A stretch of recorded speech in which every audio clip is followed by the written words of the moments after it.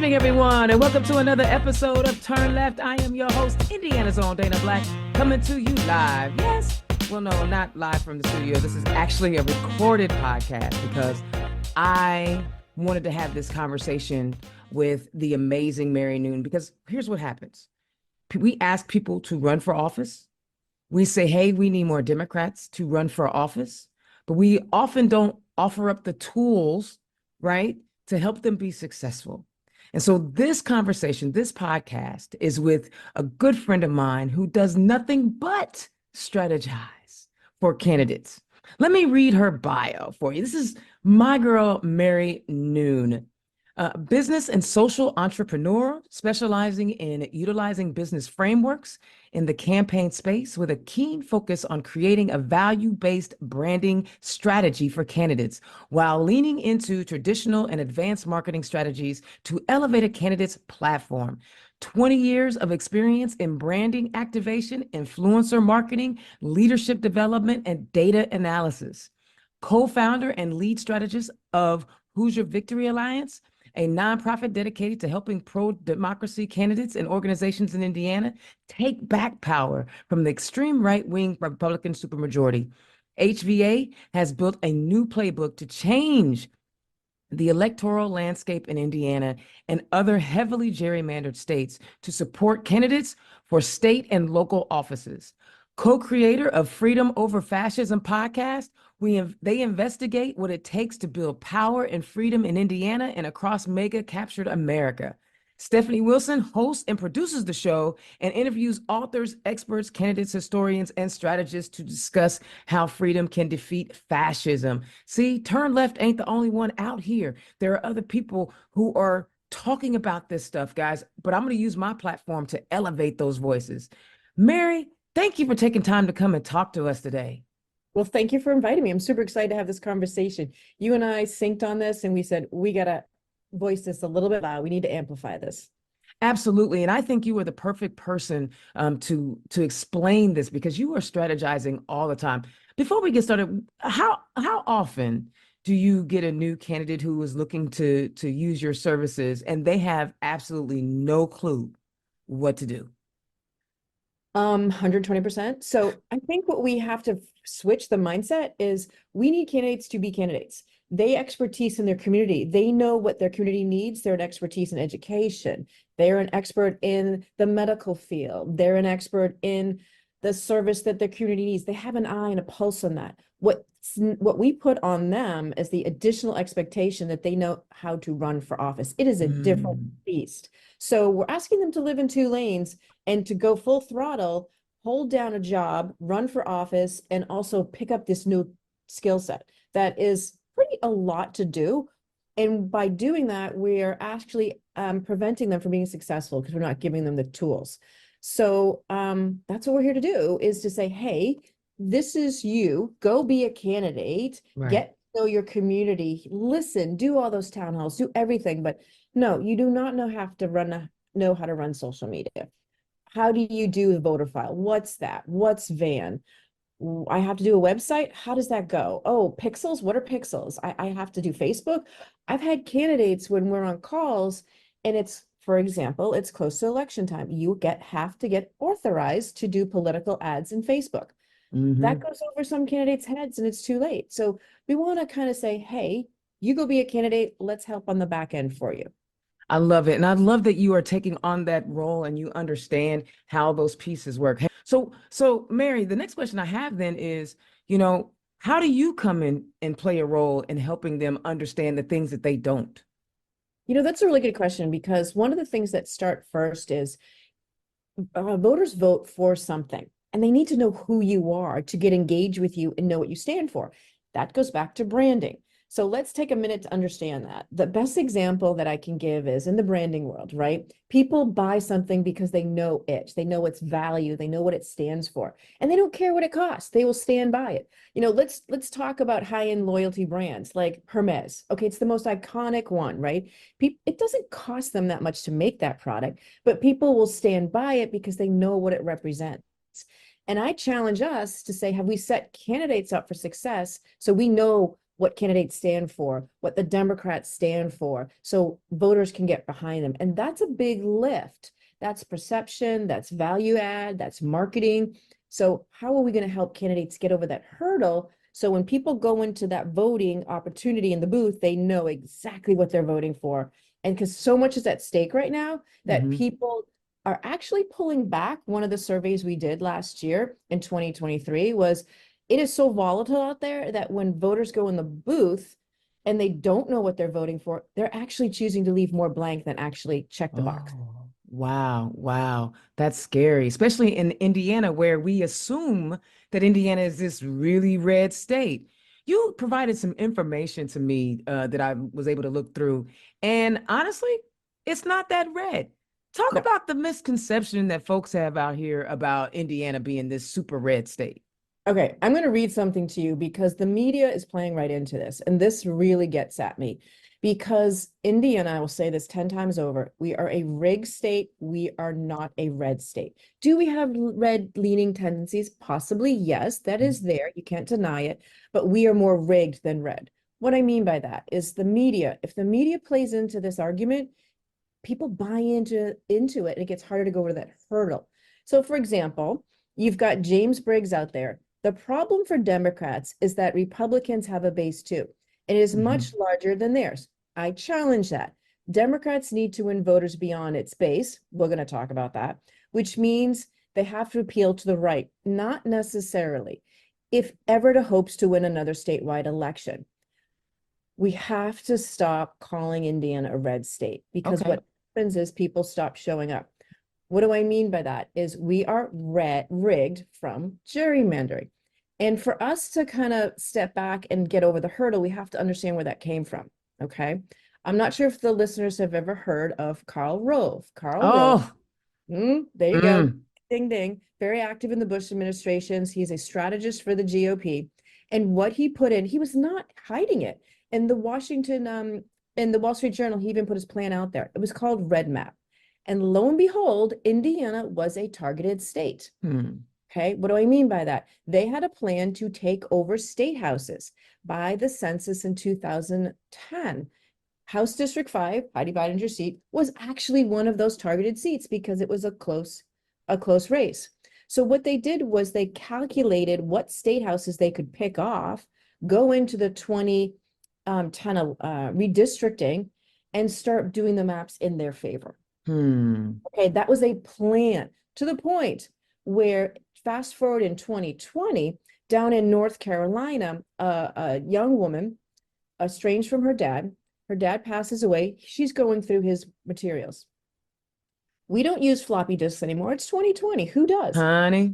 But yep, nobody does. But let me think of his name. He was Thomas Hoffer, Hofeller, Hoffeller.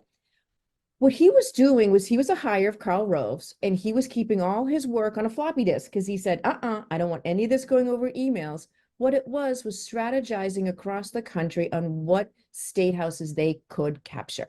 Wow. It's so planned that those disks, that young woman who found it in her father's filings after he passed away, handed it over to Common Cause, and that evidence was used in North Carolina's fighting for their redistricting. Wow.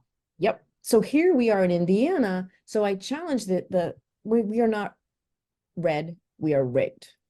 And it's going to take some time to change people's mindset on that, because most people they just like the high level sound bite. People don't want to dig in. I literally had a Twitter debate with someone who plopped up a map and said, how can Indiana win by just turning out the base? And, had all these red counties and just a few blue dots. And I'm like, the blue dots are where the people are. The red dots are where the cows and chickens are. The cows and chickens ain't voting, right? So why is this? Explain to the people so they can understand why it's so important to energize and turn out the base. Yes, we want to make sure that we're serving rural communities. We're not saying that we're trying to ignore rural communities, but why is it so important that we turn out and energize these blue areas that actually have people? Okay. So important because the data proves this out. So let's take one more step back, because in 2020, everybody says that, going back to your rural question, 1/3 of Indiana folks, Hoosiers, live in rural areas. Okay. 1/3? Is that One it? third. Yeah, there you go. So let's talk about the top 10 in 2020, the counties that had the lowest voter turnout, that they're trickling down because they feel defeated. That is Marion County. That Ooh. is Lake County. Number 3 is St. Joseph. Elkhart. You see where I'm going with this. Add all the top 10 lower turnout counties, it adds up close to 1 million voters. Wow. Okay. And in 2022, let's just look at St. Joseph County. They dropped by another 11%. So Wow. ask yourself the $20 million question. Why are people not showing up? And then when you dive again, the data doesn't lie. When you look at St. Joseph County, let's just take that for an example. In 2022, in our Democratic pool of voters, the Republicans had a dip, about 893 voters didn't turn out. Okay.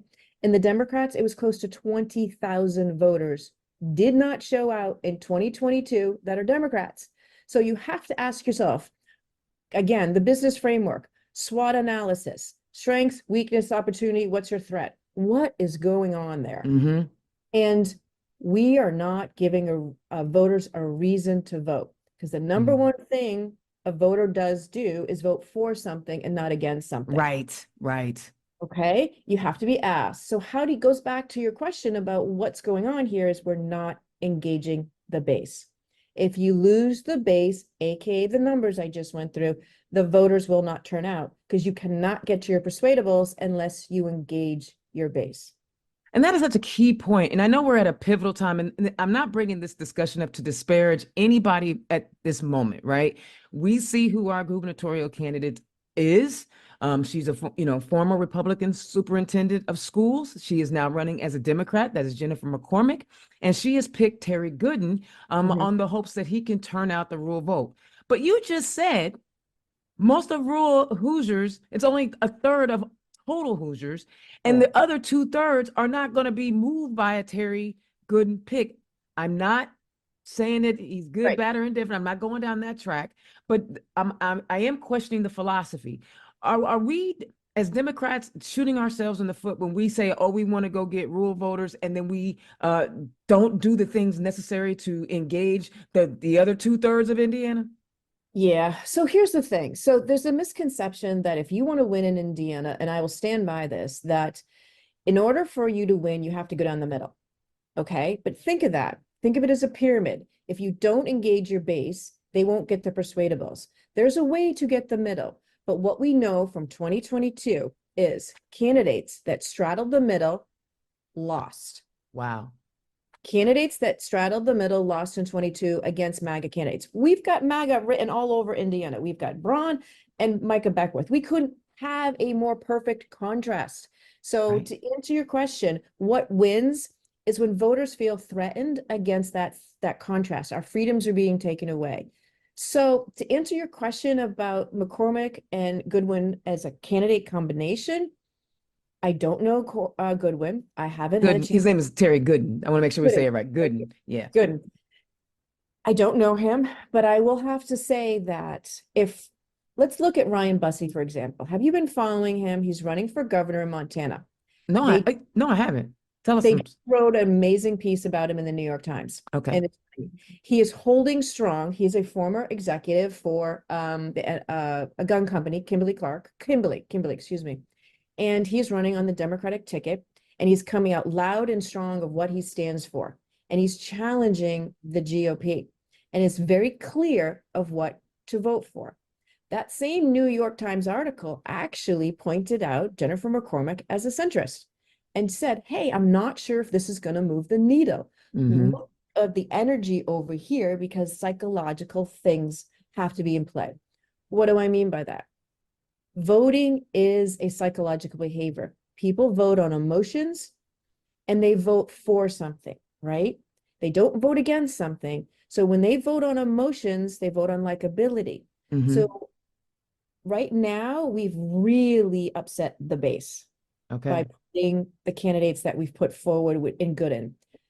He has made some statements about being against marriage and equality and reproductive rights. Now, everybody can grow and learn and evolve. But my question is, your candidate you chose was again down the middle. Mm-hmm. So you And have two, two candidates down the middle.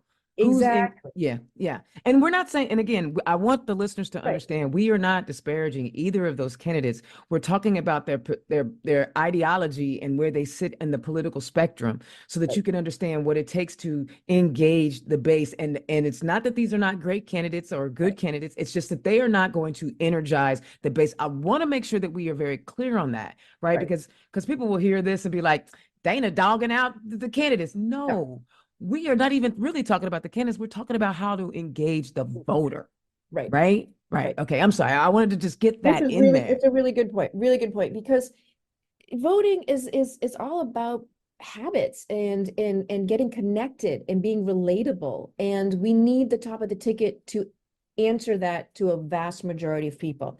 And so when people say, well, we've got to go down the middle, we've got to get the persuadables, what you want to do is engage your base first and then get your persuadables. And there's a skill set to that, because right now our voters are really despair. They're doom scrolling. They don't haven't given them a reason to vote. So in the messaging world where I come from, what you want to do is do all your messaging based on 3 elements. Start every conversations with values, because if you connect on values, you can bring those persuadables over and you haven't lost your base. Okay. Okay. So what you do is you talk about your values. What do we all agree on? Then you call out the villain. That's the GOP. We've got a lot of villains in Indiana, so we can really do that easily. And then you talk about the future. What are you going to offer that's better for voters? Because they want to look forward. They do not want to look backwards. So let's take our good old, a chucklehead, I call him a chucklehead, Jim Banks, right? Yeah. So this is where you talk about how do I get the mill over, persuadables. You and I, we're all agreeing on the same page. We all agree that if you put money in a bank account, you should be able to get it back. But Jim Banks thinks Social Security and Medicare should be cut, and that's not your money, right? Right. The value is we all can agree on when you put money in a bank account, it is yours. But the villain, Jim Banks, wants to take all your Social Security and cut Social Security and Medicare. And then you can say the candidate, let's just say Dr. Valerie McRae, for example, will fight so you can retire in dignity because that's your money. Okay. Because what happens is when you start talking about a collective that we can all agree on, that's when you bring this persuadables over and you didn't lose your base. Right. Right. So this may be jumping ahead, but I want to get back to this again, because we're not disparaging candidates. If you were a consultant on Yes. the McCormick Gooden campaign, seeing the discourse that has Yep. happened and how people are not necessarily, the base is not happy with this choice, what advice would you give them that they could execute that would help them bring back the base, to help get the base energized, or can they?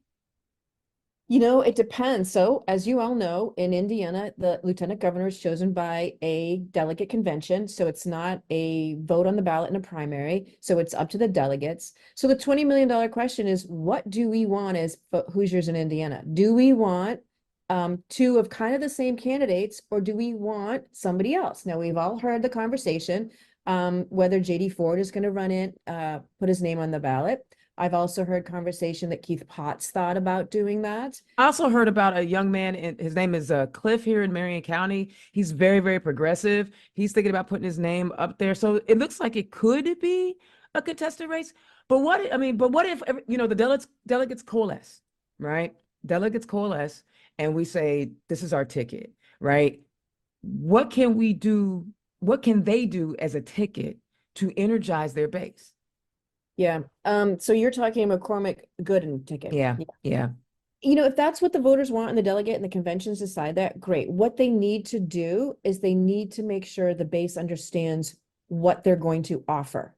So the top issues that really matter to folks around the country is democracy is on threat. It's on fire. That Yeah. is in all the polling and focus groups, that is coming up hard. The economy.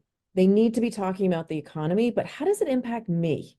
Like, what is happening in our state of Indiana that's actually causing folks to get discouraged about voting? And what it is they feel helpless. So as soon as people are grumpy and feel helpless, they stop voting. So that is the message that needs to come out from them. On top of that is they have to draw a clear contrast. They have to show the threat of the MAGA agenda. If they are unable or do not want to walk into that water, voters won't know what they're voting for. And by default, voters end up keeping what's the status quo, and who's in office, they keep the status quo. So it is the job of the candidate to get over that despair by drawing the clear contrast of what I have to offer, what they have done to you, and the vision that I'm going to bring you forward into the future. Okay, I like that advice, and it sounds like that's the kind of advice a lot of our down ballot candidates could consume. So Yes. when you're talking, obviously the governor's race is the big race, and the United States Senate race is a big race. But when we're talking like Heidi, who I am crazy about, right? She's running for a House seat, and some of our down ballot, some of our county candidates, county council candidates, county recorder candidates, things of that nature. This philosophy will also work for them. This is not just a big top of the ticket type of Right. perspective, right? Exactly. It works up and down the ballot, because the other thing we have to really think about as Heidi and myself, after the 2022 election, we headed to DC. We're like, okay, we lost a lot of us here, but what can we learn? Where can we go? We went to the New Deal conference down in DC. It's where Pete Buttigieg started making his national way. And so we went there to learn more. And what did we discover? We discovered from talking to the other candidates, folks like Tim Ryan was there, Jocelyn Benson, Andre Fortes from Arizona, the big, huge delegation from the State House in Philadelphia and Pennsylvania when they flipped. What were the high-level takeaways?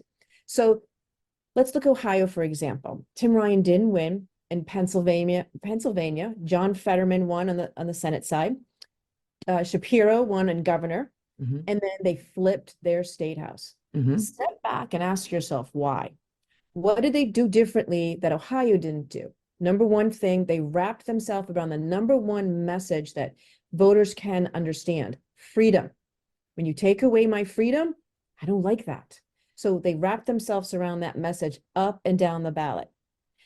But what they did was, so in order to do that, was they got everybody on board with how to message on freedom collectively. Because what happens in with Democrats, let's go to branding. You know what Hermes is, everybody's on board, it's iconic, you got it. When we talk about the GOP, Republicans, people know what they stand for. When you talk to Democrats, every Democrat every year rebrands themselves a little differently from the other one, a little differently from this one. So voters don't have a sense of what Democrats stand for. Right. In Pennsylvania, they said, we're all going to come together on this one value. You can identify, you can create your own brand within that.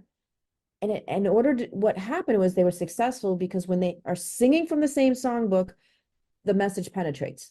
Okay.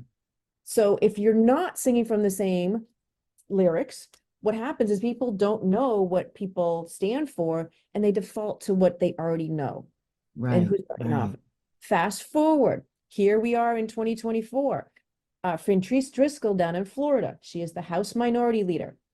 Everybody in the House in Florida, they have every seat contested. They have Democrat in every seat of the bus. That's the other thing that has to happen. And secondly, all the folks, the Democrats in Florida, are running on freedom to be safe, prosperous, and healthy. So now the candidates can figure out what that looks like in each one of their districts. Let's take prosperity. Okay, what kind of jobs? Is it union jobs? Is it the teachers need more help with their funding, whatever that looks like. Healthy. If you're in a district that you need to decide how to talk about reproductive rights, then you can figure out what that looks like for your districts. When you say healthy, I know in the state of Indiana, Boone County is really concerned about their water supply. So you can parlay that into a lot of different categories. But because you're all putting your messaging out there about freedom to be healthy, prosperous, and safe, it penetrates. And then people know what Democrats stand for. I love this message because I have told people all of the time, we're not the Republican Party. We're not going to all say the same dumb line over and over again, because you have to meet people where they are. Right. Correct. And I mean that wholeheartedly. I know that there are places in Indiana where if I walk in the room, the message is going to be lost. Right. It just is. Right. So what you do is you get an older white dude right, who is a Democrat, but he's saying the same thing in Switzerland County that we're saying in Marion County, but making it and tailoring it to fit the audience. I Correct. love that analogy. A lot of people think that we're supposed to just run around and say the same thing. No, you cannot say in the Black community on 38th and Right. Post Road the same thing that you're saying in Carmel up on Mhm. Gray Road or what you're saying up in Mishawaka. It's just not going to work. Correct. And it's up to the candidate to take that message. So from on high, the party says these are the things, and then the candidate says, okay, these are the things that we're going to talk about, and I tailor it to Correct. my community. I freaking love that message. Right. Because I'm you think about it. Number one thing Mike always talks about, our party chair, Mike Schultz, earned media. So if the media picks up on it, then they're all singing from the same songbook. Oh, this is what the Democrats stand for. Oh, this is what's happening in this county. It becomes an organic snowball effect because that's how candidates get elected. Number one, go back to the marketing, go back. It's a funnel. It's awareness first. People have to be aware who you are and what you stand for. The best analogy I can think of is that's why social media is so important in the communications world right now right. in candidates. So think about it. It's fall. The leaves are changing. You're getting constant advertisement from Home Depot and Lowe's and got to get your yard ready, right? And all of a sudden you're out there and your leaf blower breaks. Well, you're like, oh yeah, I did see an advertisement about Home Depot having a discount. You go and you look it up because you want to get educated. And then you make a choice. And after you make a choice, you're like, oh, wow, you go back online, you talk to your friends how much you loved it. There's the loyalty piece. So we have to create that kind of opportunity for our voters to come on board. And the only way you do that is they get aware of what we're offering. I love that. And would you also suggest to your candidates to think about, when they want to run and what they do leading up to before they even put their name on the ballot? Like one of the Oh, things I always talk about is be in the community. My God, yes. do Yes. something first. What kind of advice do you give because I know people come to you and say, hey, I'm thinking about running for mayor in 4 years, right? Or 3 years. What Right. advice do you give those candidates? Two things. And it's funny because one of my Stephanie, who we do the podcast with, her brother is a communications person around the country in DC. He worked for the former Senator Feinstein, who since we know has passed away. And when we sat down with him, Heidi and I sat down with him in DC, again, picking all people's brains, learning. And we already knew this, and he just kind of put a stamp on it. Number one is a candidate, if you're thinking of running for office, you need to be involved in a project in your community. Voters need proof positive that you are going to be there for them. You're going to listen, you're going to learn. So what can you point back to that you've already accomplished so people start believing in you? I hear it from candidates all the time when they go to ask for money because this parlays to make donation call time easier because you're the candidate. And when you call a donor, they are investing in you and also their vision. You're the conduit. So if you can say, hey, I was successful here, like Heidi, I'm going to use her as an example. She's known around the state for lead poisoning and for working in the communities to eradicate lead.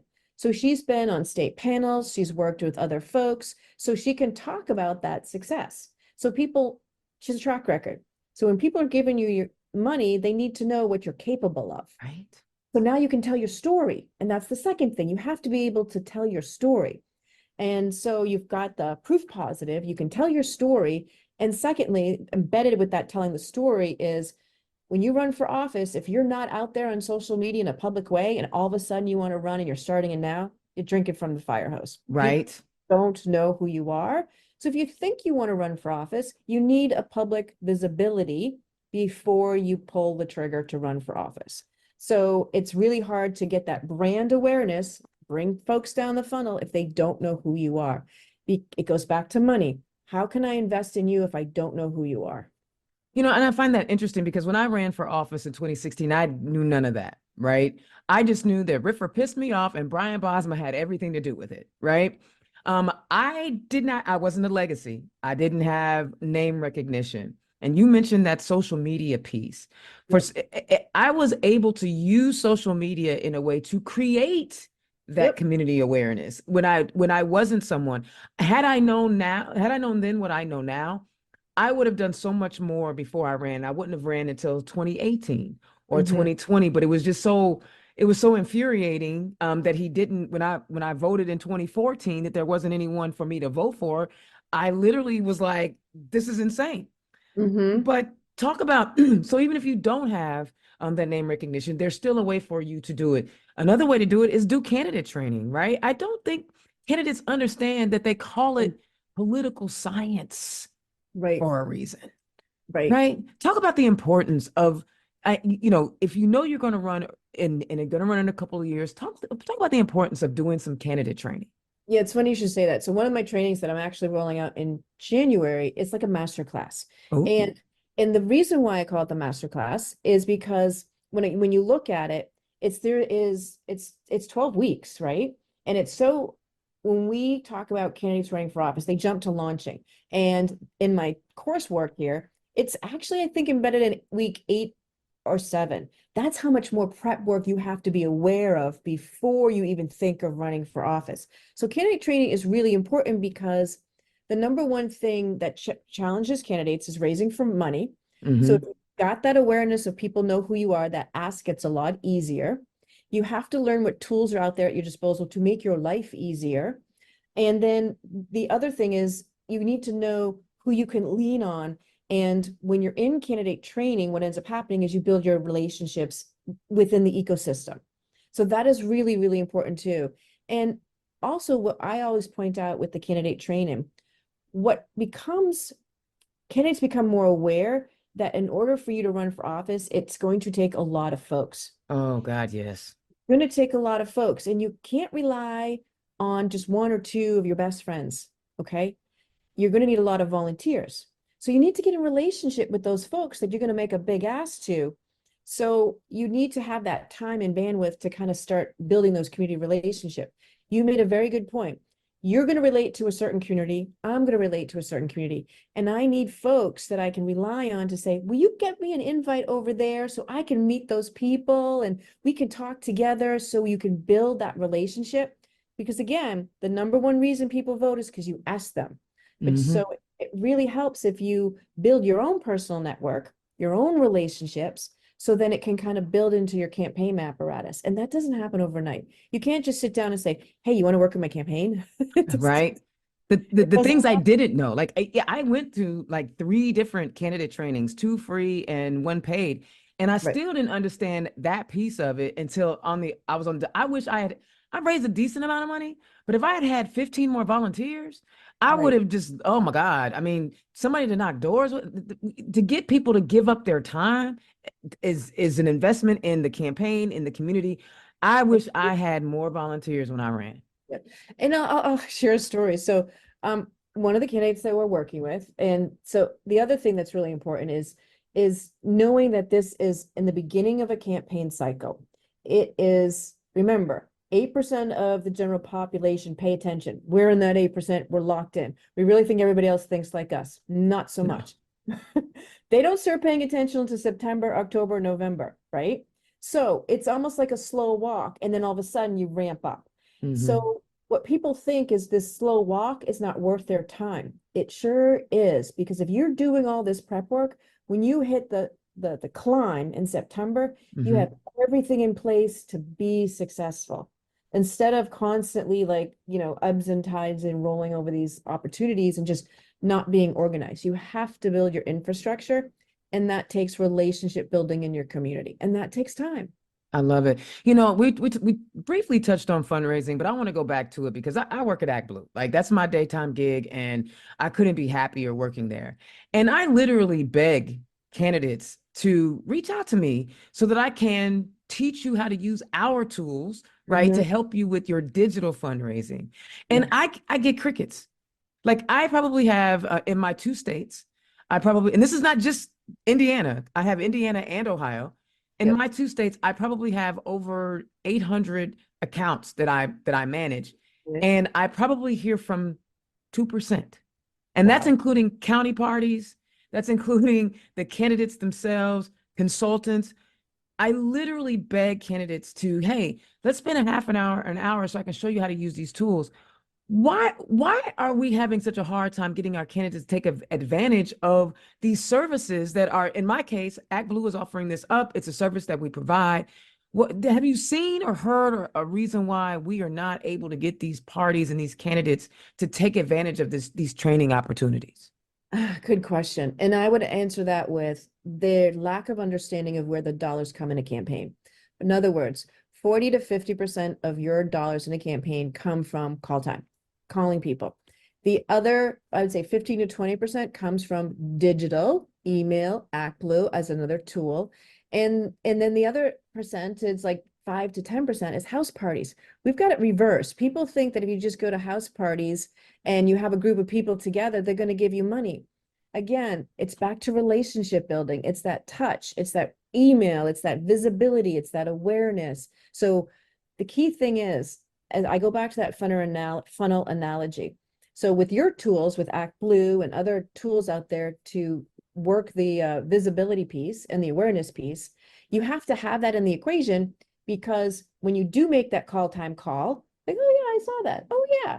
And everybody forgets you need to have 3 touch points before anybody takes action. So Okay. the digital piece is very important. So when the time comes to make that phone call, they've already received 2 emails from you. They've already seen your digital outreach. And now you're making the call, like, there's number 3. Oh yeah, I learned about you. I'm going to Right. say yes. So there's no one magic bullet. It has to be layered in there. So that is a very important, good question, because that is part of the equation. We forget that this is a layering kind of thing in terms of getting people to get to yes for the donations. Absolutely. Now, as a consultant, I'll be honest with you. I have seen consultants try to charge. You obviously should be paid for your services. I'm not saying that you should not, but I have seen where some consultants are like charging astronomical amount of money, astronomical amount of money for a down ballot candidate. And I have to talk to the candidate and say, can you really afford to pay $3,000 a month for this consultant? That might not be the right consultant for them. How do our down ballot candidates who don't have a lot of money, and your expertise is invaluable. I'm not obviously I'm not saying that you give your services away for free, because you shouldn't, right? You're worth your value. But how do we get our down ballot candidates to get this information from an expert like this, where they're not paying $2,000 and $3,000 a month? How do they get these resources? Really good question. It's funny because I've been talking to other consultants in the our ecosystem, and we're working to coming up with a membership model where it's like it's almost like as we come together as a collective. So there's 2 sides, there's 2 truths here. Candidates don't raise a lot of money in the state of Indiana. I've seen all the numbers. I know how its spectrum works.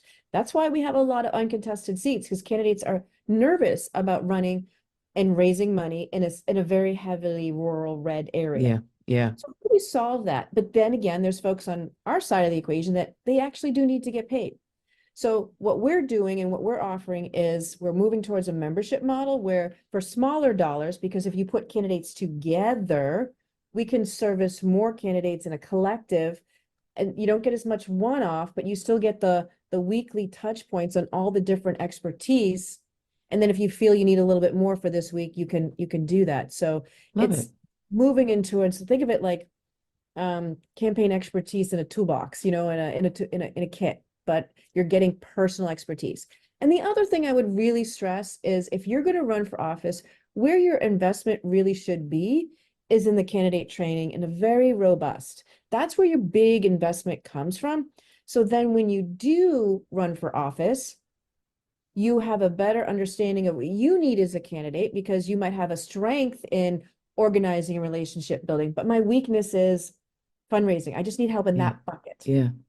So you can understand who you are as a candidate and the leader to get your volunteers. You might need the whole breadth and depth of a package. So you have to invest in it. When you look at folks who are successful in areas around the country, you look at all the great speakers. They've been trained to speak that way. They invested in themselves. And women have a tendency not to invest in themselves. We need to have more women candidates running for office and saying yes to themselves and investing in themselves and showing up, because we know they can do it. Absolutely. When women run, we win. We just got to get them on the ballot and willing to, because again, mediocre dudes have been doing it for a long time. Like Mhm. some, but women, we think we have to be perfect in order Yep, to run for office. And that's just insane. First of all, you're not perfect. You're not ever going to be perfect. So just run, right? If that orange menace ain't told us nothing else, right. just run. Right. You know what? This has been like one of the, I love talking to you because you help me nerd out in my politics. And I really do appreciate your knowledge. Like when I talk to you, you're affirming because I maybe didn't know the technical term for a thing. And then me and you talking, I'm like, okay, my brain is okay. You are so knowledgeable and so helpful. Are you accepting any new candidates? Because I mean, it's not even July 4th yet. Are you still accepting new candidates? And if so, how can they get in touch with you? Yes, really good question. Thank you for asking. Yes, I am. Probably 3 to 5 is more in terms of bandwidth that we can take on. Just being honest. And one thing I'll have to say is this is so needed because I'm going to be really honest with you. As we're growing with Indiana and our ecosystem and our infrastructure, the House only has so much bandwidth to help. They Yeah, support 7, 8, they defend a few, and then the rest of our candidates are left alone. That has to change. yeah, We're asking candidates to step up, but we're not giving them the support to use to help them cross the finish line. And the other thing that I will put out there is if you're thinking for running for office, jump in. The deadline is fastly approaching and you can still file. yeah. Reach out What's the deadline? Do we know the deadline offhand? I can't July remember. 3rd, July 3rd. July 3rd. Right. Okay. For two reasons. One, we have the top of the ticket. We have some great folks at the top of the ticket. And a state will flip top of the ticket first before we will see some wins in our areas that we can win for the highly contested state houses. But my ask of folks out there is help the top of the ticket. Be that person that runs in an area that's never had someone run in a long time and get the Democratic message out there. Because two things will happen. You'll learn, you won't win the first time, but let's redefine what winning is. Winning Mm, is helping that top of the ticket flip because you did some legwork. You were part of the team. We can help you with that. And secondly, you get better as a candidate and you start getting people more and more engaged. And then maybe second time or third time you do win. Winning doesn't happen the first time out for majority of people. exactly. Look at Joe Hogsett. He Right. didn't win his first couple times out. I think he lost his first 3 races before Right. he won, right? You Right. know, one of the other, and this is gonna ruffle some feathers, and I really don't care because I'm Indiana's own. I can say what the hell I want. Um, One of the things that disturbs me as we're talking about helping the top of the ticket, there are a lot of incumbents that are in really safe seats that Mm-hmm. are, in my opinion, who are not doing nearly enough to help candidates who are in 50-50 seats or 60-40 seats or other places. You know, you don't have to comment on this because I know, you know, once I say this, there's going to be some mad people at me, but I do not care.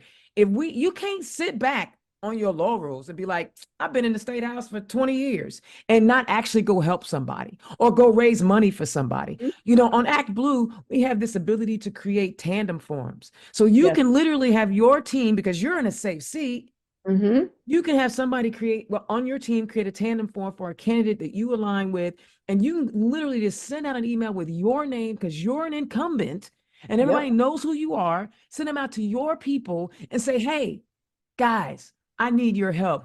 I know you're going to vote for me, but because you can't vote for this candidate needs some help. Am I out of bounds when I say such things? Nope. Let me talk about a project I'm involved in that speaks just to that. Okay. So I'm going to preference this. I got to lay the groundwork. So when you look in Georgia, okay, we had Warnock and Ossoff won. Okay.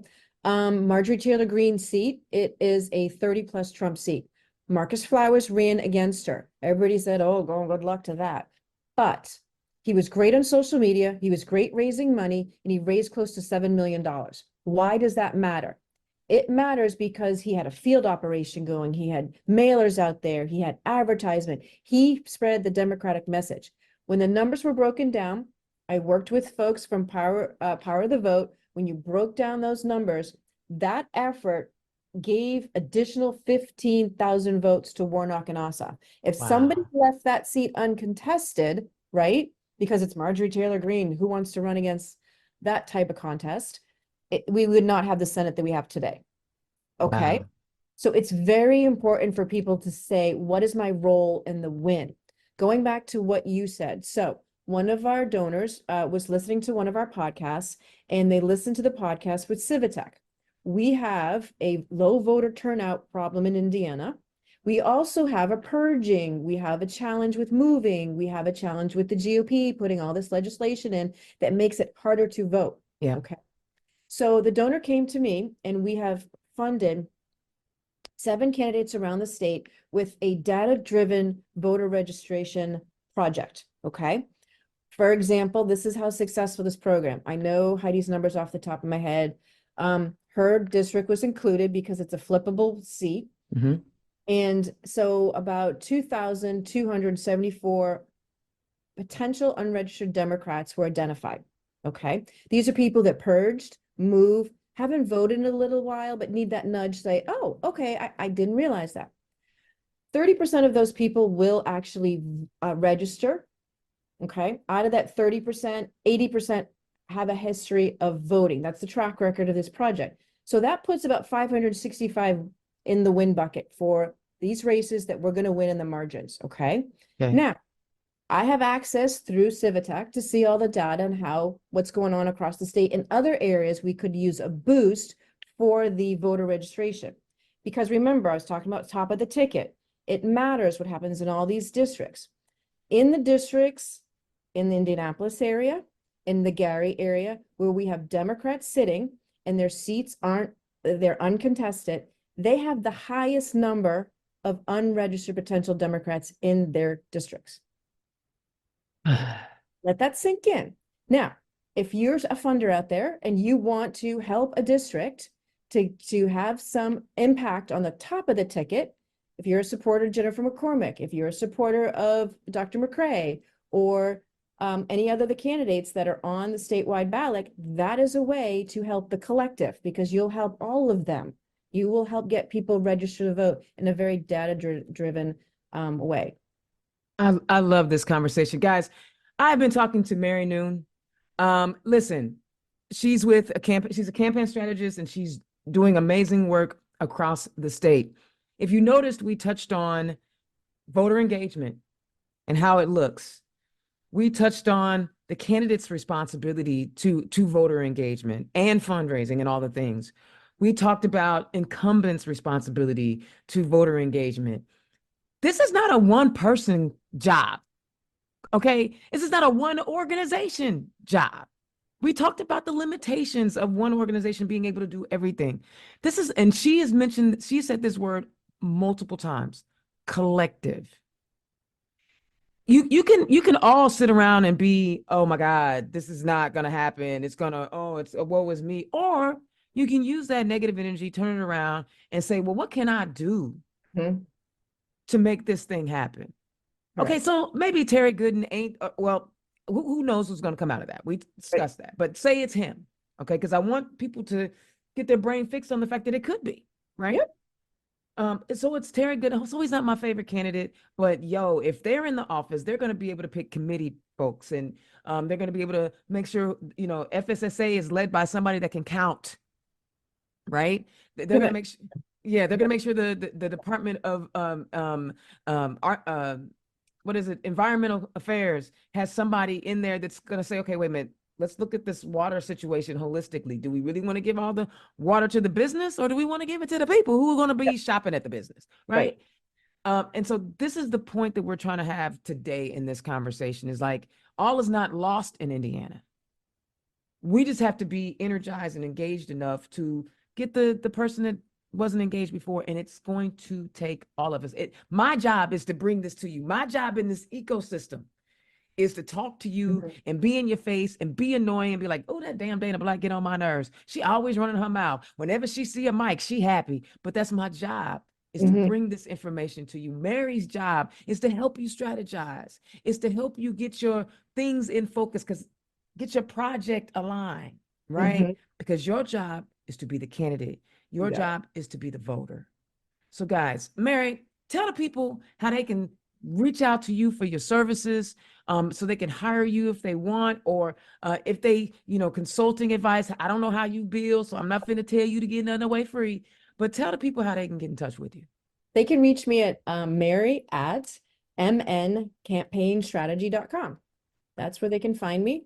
I'm also on Twitter. My DM is open too. They can find me on Twitter at Mary Noone 11, and I'm active there. And I will say, to end this note, it does take a village. It is not just up to the Democratic Party. We need other states that are going across the finish line and winning is because there have other organizations running parallel and lifting up all the efforts. And the other thing that shocked me, and I'm going to leave you everybody with this final note.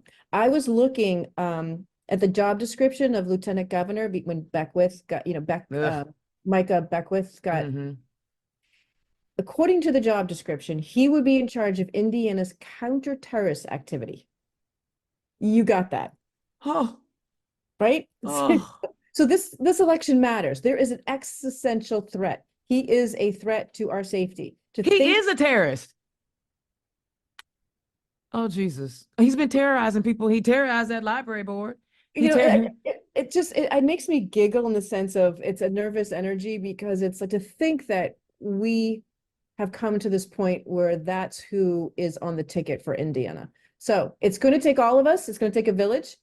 We have to engage our base. Once we get our base going and see the value that what's at stake, everybody else will come on board because they will believe you. They'll trust the messenger. They'll trust you as their friends, their neighbors, etc. And come with positive energy and start with love. Right. So between Mary Noone and her strategy, me at Act Blue, what I offer from an Act Blue perspective, we don't charge anybody for that. But so reach out to me. Right. I will sit down and talk to you and I'll give you what I got. But it's up to you to use it. It's up to you to implement it in your strategy. And if you're thinking about running for office, next year is the perfect year. Right. We have no elections in Indiana next year. Mm-hmm. Next year is the perfect year if you are thinking about running for office. Mind you, if this election don't turn out the way we need it to, we might not have no more elections. I'm just saying. But next year, because we don't have elections, is the perfect year for every person who has contemplated running for office to get the tools, the training, the learning, the education that they need to become really good candidates. And find mentors. Find people that you can talk to and ask questions of. If you're a voter out there and you're listening, you're like, you were talking about voter engagement. If you're a voter, many of us who call ourselves leaders in this political space, we make space to answer questions. I am on social media all the time. So if you have a question about a candidate or you have concerns about a candidate, and if I know, I will give it to you. If I don't, I will connect you, because that's what I'm trying to do, is to get you engaged and to believe in the citizen government, to believe in we are in control of how we live in America and in Indiana. So This was fantastic. Can we do this again sometime? Let's do it again, because there's a big election year coming. I believe it. And you're amazing. And I love the work that you do, and you inspire me every day. So keep doing that hard work. And guys, reach out to Mary Noone. If you need something, reach out to Indiana's own Dana Black.